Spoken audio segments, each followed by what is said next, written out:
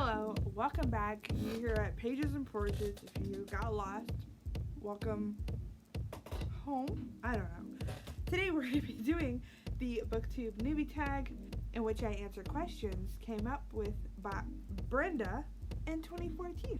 Since I've been watching Booktube, this seems like the tag to start with, but I did need that introductory video to say, hey, if you're subscribed because you subscribe for gaming content, sorry. So the way this tag works, just like all other tags, there's a series of questions and I'm going to answer them to the best of my ability, and they're all personal-ish, and so we're going to do that. By the way, before I begin, this is not pajamas. This is just a very nice shirt that's shiny, and I like it, so I'm not in my pajamas. Why did you start this channel?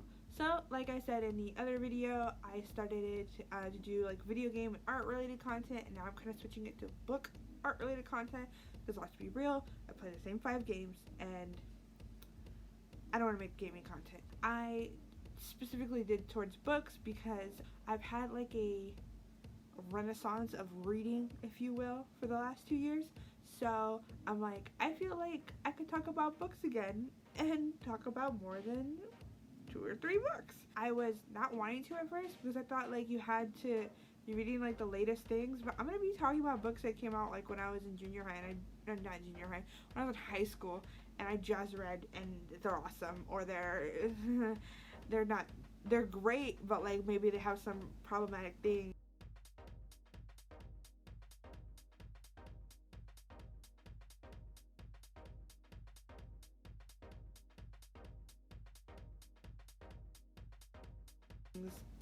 That you wouldn't have caught the first time or whatever. So why did I start it? To talk about books, to talk about art. My partner hears a lot of this all the time. I feel like I should lift that weight off him to hear me talk and give it to you. I'm sorry. What are some funny, unique things you can bring to Booktube? So some funny, unique things. We're all unique. So we all bring different things. Well, not my race. There's a lot of black booktubers, and that's awesome. I don't know if there's any from Texas or the Houston area. That's something I bring to it. I bring my interest of storytelling and history. I am in my graduate program to work in a museum, so with museum studies, and how, kind of related to like social justice, how these things permeate beyond the page and what they say about us, and all that good stuff, good and bad. So that's, are you playing with it? She's just playing with her tail. What are you most excited about this new channel? My most excited thing is to start editing again. I love the editing process, probably more than I like the recording process, but you have to have something to edit, and it may seem like there is no editing, like where are the fireworks and the cool effects and stuff. I'll play with that over time, but I gotta get in the habit first. Why do you love reading? So I love reading because I love learning, and reading I feel like is one of the strongest ways to learn. Like once you learn how to read in whatever language, you are just opened up to this like whole new thing. Like imagine like when you first started to learn how to read and you're like, stop sign, stop, and you're like, this says this, but like whenever you learn to read, like this whole layer of the world is opened up, right? And so books and graphic novels and stuff do that. And yes, there's the visual components too. I'm very big on the visual components as an artist and as someone who studies objects, but I love to read because I love to learn, whether that's the personal and the story and it's fantasy, or it's the biography, memoir, or the historical fiction, where you're doing the imagining and you're doing the deconstructing. That's all fun to me. Whatever. If I could be like a professional student, and it's okay if I make C's, I would be a professional student. Student loans are no joke. I am on the lighter end, but I have them, and I can't be doing that forever. Books are another way to do that. Cheaper too, with a library card, it could be essentially free. Books are a way to learn. What book or series got me into reading? So I read before this, but the series that really did it to where like I would say I am a reader would be Harry Potter. I'm gonna try and say this whenever I can. J.K. Rowling, I don't fuck with that. but it would be disingenuous to not acknowledge the effect that her work had on my life and on me as a reader. Like, this would not be happening if not for Harry Potter. Not at all. That is a series that really got me into reading.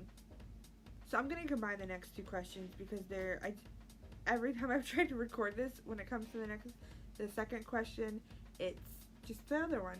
So the questions are, what questions would you ask your favorite booktuber? What challenges do you think starting a booktube channel will be the hardest to overcome? So my question would be how to deal with this challenge. And the challenge is talking to an empty room. Now right now, I'm fine. It's me. It's that little camera mechanism right there. And it's a cat. But really, like, how do you plan the content, plan what time you're going to record, edit, do all this stuff, schedule, make a badass thumbnail. I'm not saying mine's badass, I'm just saying, like, it feels badass when you're working on it. And then no one watches. Like, how do you continue to make? And you could say, like, oh, you just make just to make, because, you know, like, I'd create art so that I understand. But there's still this, like, with social media and this whole process in general, if there is no feedback, I don't know what's worse, no feedback or bad feedback, don't test me on that. Well, I'll just take for granted and say that it's no feedback. But how do you do all that? Nothing. Almost nobody watches. And then do it again, and again, and again, and again, and again. That's going to be the hardest challenge to overcome. And so my question to another booktuber, another YouTuber really would be, like, how do you move forward from that? Because it matters to me. And, like, how do you work past it where it doesn't matter? So, yeah. When did you start reading? I started reading when I was taught how to read, which was like in 2nd or 3rd grade. I think you learn, like, the alphabet in kindergarten, and you kind of learn words and a few sentences in 1st grade.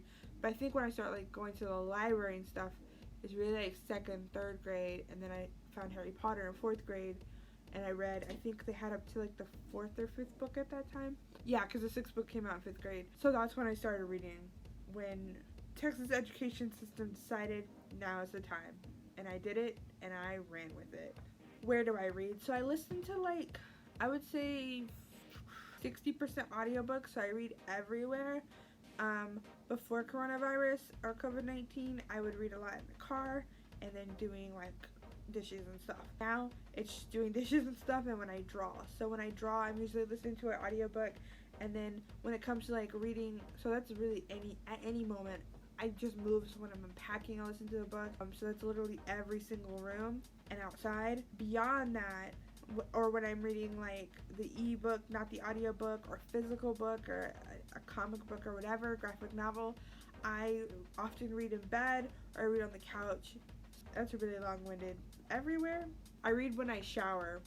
I listen to an audiobook, but I don't read during other bathroom activities. And the final question is, what kind of books do you like to read? I like to read basically everything. I haven't turned away a genre because, like, one book was bad, really. I would probably say my favorite genres are fantasy, historical fiction, memoirs, and biographies. And the genres that I read the least, but I still do read, are horror and romance. Yeah, those are my favorite genres and the ones that I read less of, but I'm always trying to read more of everything. Like, the last 2-3 books I read, one was a horror, but it was my first horror, like, this year. I really have low expectations going into biographies, except Becoming. I had high expectations for that one because it was Michelle Obama. But most biographies and memoirs, I have really low expectations. I think that contributes to how much I love them because I go in really low and then I come out like being, everybody needs to read this. Everybody. So yeah, that was the Booktube Newbie Tag. Thank you for stopping by. Thank you for still continuing to hang out. You have not clicked off this video, which is awesome. I'm going to be uploading about 2 or 3 times a month. Really follow me on Instagram and Twitter. That's where I'll be giving notifications about stuff. If you want to see my art, Instagram is a must. I'm going to have everything in the description down below. And in my next video, it's probably going to be books I read this summer because I started Booktube in September. No, it's not even September yet. Well, by the time I'm uploading this, it's probably September. But I started this really in July, so I really didn't want to do a quarter or mid-year tag because you didn't know what my goals were.